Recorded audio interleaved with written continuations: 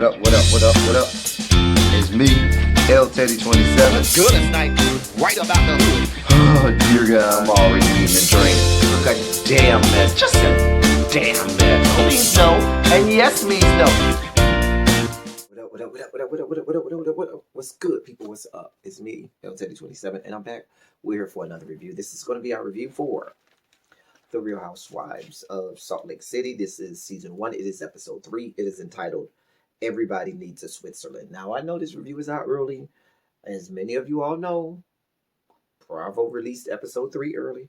You can go check it out on the Bravo app or on all of those other platforms that those of us frequent that give us access to cable television shows without having cable.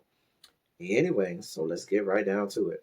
So we start off, they had this montage of, little things that some of the ladies were doing, in and around town, going about the business of their lives.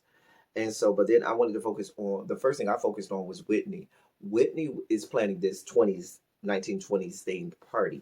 And so she went to go look at this venue to throw the party at. It was a real cute venue. I like that, you go in there and it looks like an antique shop, but they still have the almost like speakeasy type place that people used to frequent during Prohibition and stuff like that, where they had this secret, closet where people would go there and there was a whole bar and saloon and stuff like that. And it was real cute.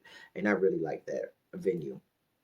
Anyway, we then see Heather at home and we found out she has 5 employees because, Heather got the money. She has people working for her. She got money, okay? So Heather has 5 employees who are all pregnant for the first time. And all 5 of them not only are pregnant for the first time, but are all having boys. So she she's throwing a baby shower for them. And she purchased these real cute toy Range Rovers for them. And it's going to be an all-white baby shower. And it was real cute. Jen came over the house with some of Heather's friends and stuff like that. And, they just started to talk. And Heather kind of opened up about, her divorce and how upset it made her. And she admitted, I only married my husband because he was Mormon. It wasn't because I loved him. It wasn't because of it. It was because he was Mormon. And she said, I don't know that I've ever been in love, but she was willing to stay in a marriage, even if that meant she was completely unhappy in that marriage, so long as she could stay married and keep up this facade for the sake of Mormonism or whatever. I guess I can't do it. I can't. That's not my ministry. I just can't do that. But kudos to you if you can do that. But I don't know why somebody would willingly choose to subject themselves to being unhappy for the sake of putting up this facade for your religion. But stranger things happen apparently. Anyway, y'all, I'm refreshing my drink because we need a drink to make it through. So, all right. So, we then down to Meredith's house. Jen comes over. So Meredith's daughter Chloe is there visiting from college or whatever. She's in her first year of college, and her son Brooks is there too. Jen ain't got no drawers on, and she doing high kicks and shit in front of the gay boy screaming, "Grinder, grinder, grinder," showing her cooch to everybody. I find it funny that Brooks was more offended by the sight of cooch than the fact that Jen was trolling him by not only by screaming out grinder, grinder, grinder. And we know she was talking about the Grinder app. So you ain't find no offense to her screaming out grinder, grinder, grinder, Brooks, but you took perfect offense to having to look at a cooch. It makes sense. It makes perfect sense. Child, girl, child, just a damn mess. Put on some damn drawers, Jen. Just a mess.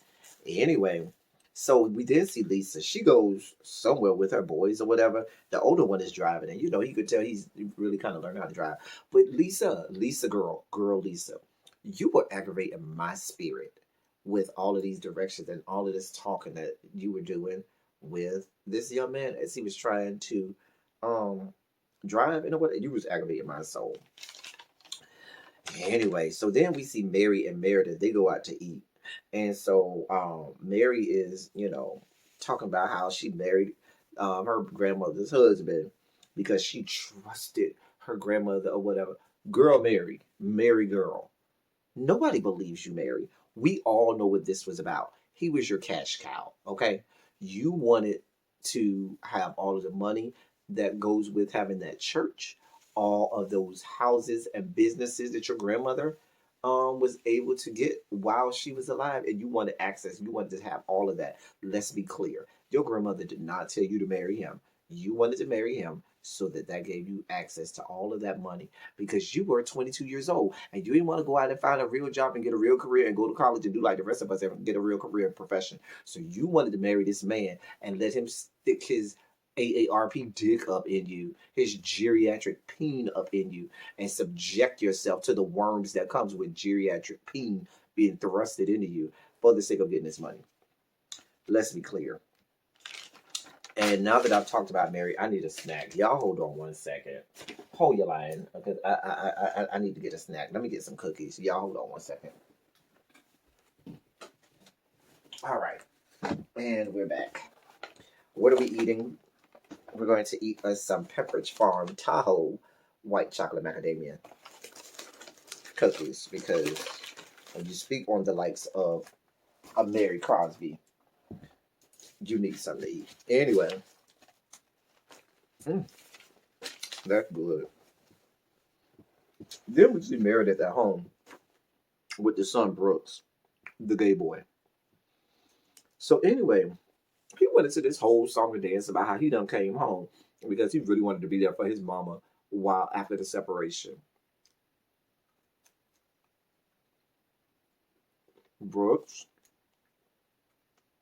Hey, doll baby.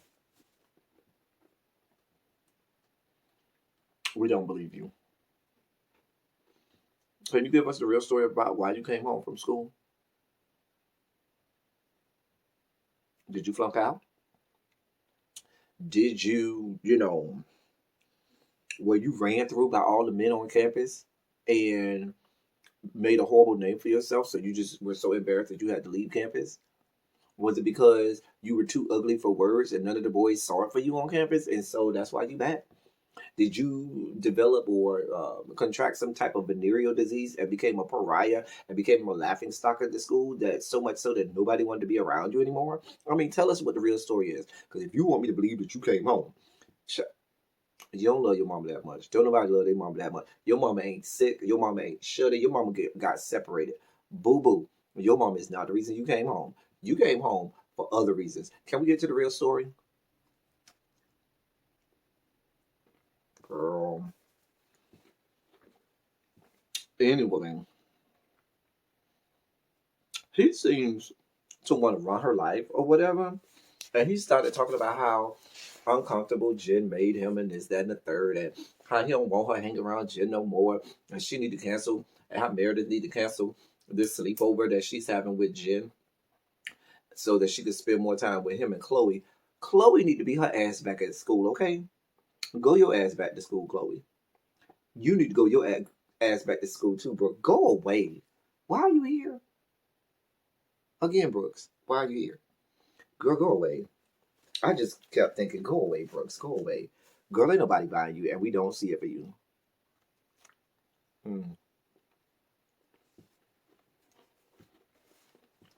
Maybe if you spent more time on grinder,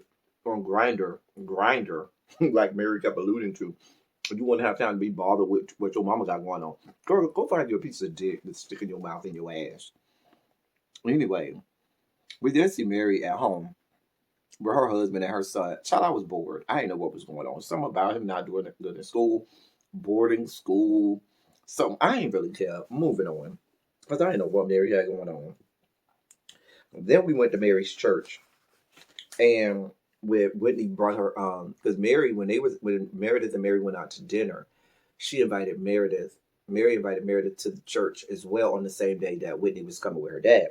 So Whitney, her dad, Meredith, all go to the church. I can't take Mary seriously with her trying to preach and minister to people. I can't take her seriously. Maybe it was just me, but girl, This looked like some type of sketch comedy show trying to emulate.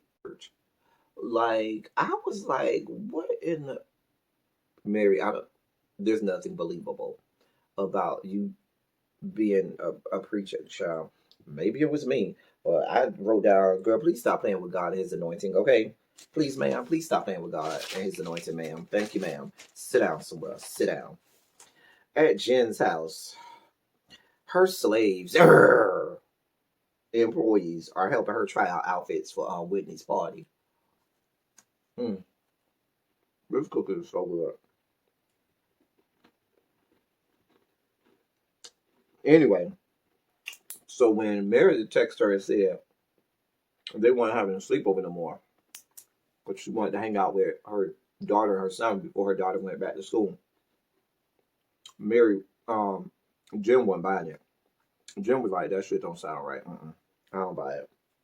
So then we had the baby shower that Heather was having. It was beautiful. The baby shower was beautiful, all white, very beautiful. Child, Heather know how to throw a good get together. The ski thing was good, nice, expensive. This baby shower looked good, nice and expensive. I'm here for it, Heather. I'm here for it. Anyway, Whitney and Jen come. Whitney says she's inviting everybody to the party because she giving everybody a clean slate. She even inviting Lisa and her level Brenda fuckery. So then Jen got upset when she finds out that Meredith went to Mary's church, and she still got beef with Mary after the whole situation. She ain't forgave Mary for that, even though Mary gave that fake ass apology. That wasn't no real apology either, but she gave that fake ass apology, and Jen gave a fake ass acceptance. So just like Mary ain't giving no real apology, Glenn hasn't really accepted that fake apology. So then Jim was like, listen, if Meredith's gonna be my friend, she'll need to be friends with Mary. I was like, oh, y'all too old for that. That's like 7th, 8th grade stuff. But you'd be like, oh, if you my friend, you can't be friends with so and so. It was a mess. Anyway, so Jen is now upset about Meredith being friends with Mary. So then we go down to Whitney's 1920s themed party. It looked like a good party. It looked like a party I wanted to be at, honey. Jen came fashionably late. Already on one. Already had too many shots. Baby, she walked in there, looked across the room, and saw Meredith over there playing chummy with Meredith, and them over there talking kiki and laughing and stuff like that. Wanted no parts of it and lost it. And baby, the episode went off from there. I was like, Now, I'm not gonna lie. This episode was kind of lacking for me. First 2 episodes I was here for. This episode, I was like, oh, y'all could have saved this. There was no reason to put this episode out early. But I guess that's all they gave us. So that's all I'm giving you. That sounds like the Catch Me Out. Shout out to the Catch Me Out. Anyway, y'all let me know what y'all think in the comment section. Because my rude ass is talking and eating at the same time. But that's all I got for y'all. Until next week. Thank y'all for coming. Y'all drive safely. I'm out.